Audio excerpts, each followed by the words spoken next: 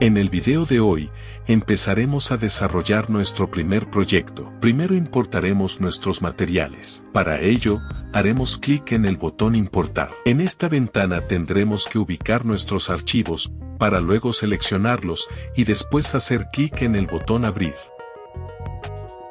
En la parte superior, tendremos opciones para poder visualizar, ordenar y filtrar de manera conveniente nuestro material. En el caso de que tengamos muchos materiales, con este buscador, podremos ubicar de manera rápida un archivo en específico con solo escribir su nombre. Podremos crear carpetas para tener todo más ordenado. Para ello, hacemos clic derecho en un espacio vacío en este panel y clic en Nueva carpeta. Para cambiarle el nombre, haremos clic derecho sobre la carpeta y clic en Renombrar. Escribimos el nuevo nombre y clic en Guardar. Ahora podremos arrastrar nuestros archivos a esta carpeta. Para borrar alguno de nuestros archivos, solo deberemos de hacer clic derecho sobre el archivo a suprimir y clic en Eliminar. Al hacer clic en alguno de nuestros materiales, este se reproducirá en el panel reproductor. Si hacemos clic aquí, se hará visible el medidor de audio. A continuación, arrastraremos nuestros archivos a la línea de tiempo. En la primera pista ubicaremos los videos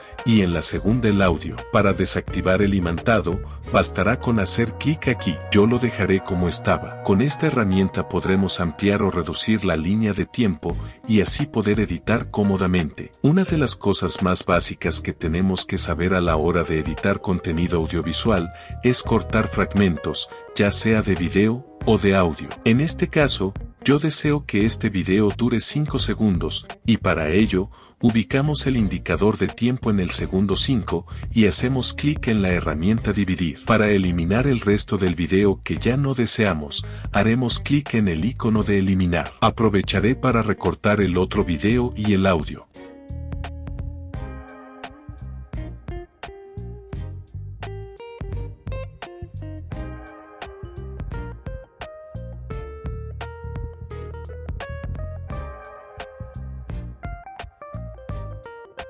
Por ahora dejaremos aquí nuestro proyecto. Un detalle muy importante a tener en cuenta es que CapCut no cuenta con el tradicional botón guardar, ya que el programa genera un guardado automático, y eso lo podemos ver en la parte superior izquierda. A continuación, cerraremos el programa y al abrirlo nuevamente, podremos ver que nuestro proyecto no ha sufrido cambio alguno.